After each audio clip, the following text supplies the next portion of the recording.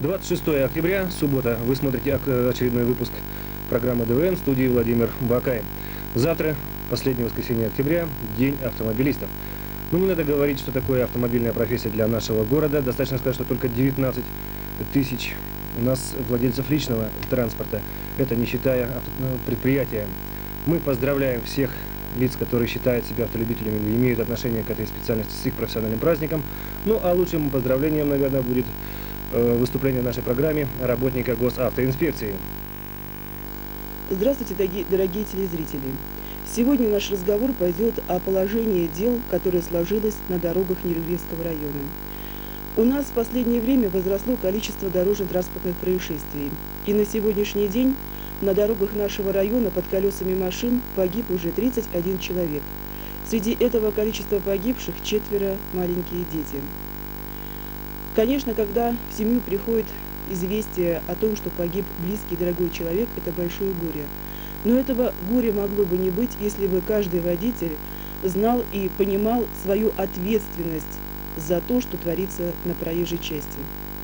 К сожалению, вот у меня есть примеры за последний только месяц, где причиной дорожных происшествий, что эти происшествия произошли по вине водителей. Так, например, 3 октября водитель Подшивалов, который работал в АТБ-4 водителем, в нетрезвом состоянии на МАЗ-533 выехал на главную дорогу через разделительную полосу на проспекте Дружбы народов, там, где Дружба народов пересекается с улицей Семтонской.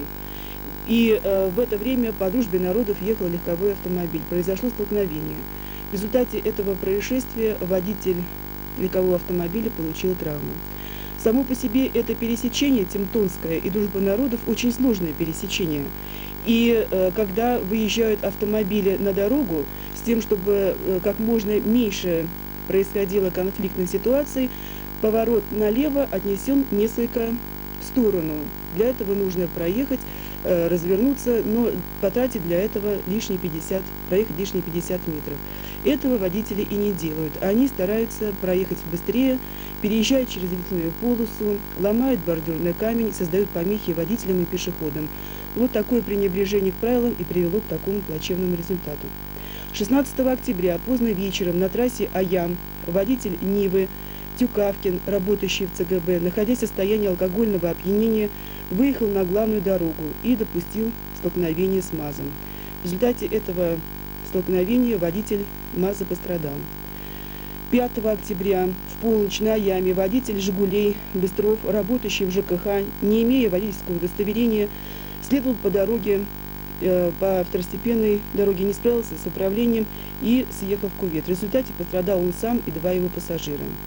15 октября во вторник в 10 часов утра на дороге Аям-площадка НУР несовершеннолетний Каханюк, которому только исполнилось 15 лет, работающий в СМП 749 каменщиком на недостаточно большой скорости, также не справился с управлением, машина опрокинулась.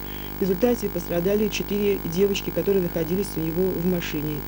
Все девочки несовершеннолетние, 3 из них обучаются кто в школе, кто в ПТУ.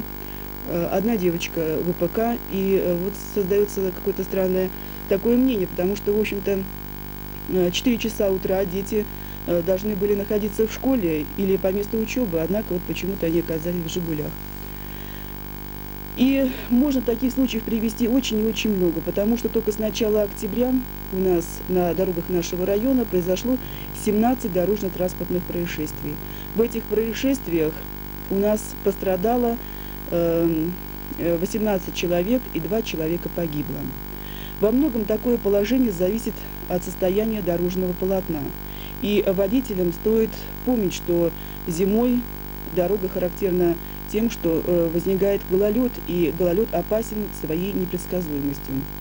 Вы знаете, что по дороге от старого города в новый на спуске постоянно возникают какие-то пробки из-за того, что возникают какие-то непредвиденные обстоятельства. Для того, чтобы снизить эту напряженность, госавтоинспекция временно ввела новый режим движения. Теперь на спуске из нового города в старый общественный транспорт пользуется правой полосой. Вторая полоса, левая, для спуска теперь отдано 2 полосы. Левая полоса предназначена для остального транспорта. А уже перед мостом, там, где установлены знаки на слияние этих двух потоков, там эти два потока соединяются в одну полосу и въезжают на Беркокитский мост. Но опять же, при слиянии двух потоков пассажирский транспорт пользуется преимуществом. И, конечно, как ни трагически складывается ситуация в нашем городе, но тем не менее у нас предстоит впереди День автомобилиста. Праздник, с которым госавтоинспекция поздравляет всех автомобилистов города. Мы желаем вам счастья, успехов в вашей нелегкой и трудной работе и, конечно же, безаварийных дорог.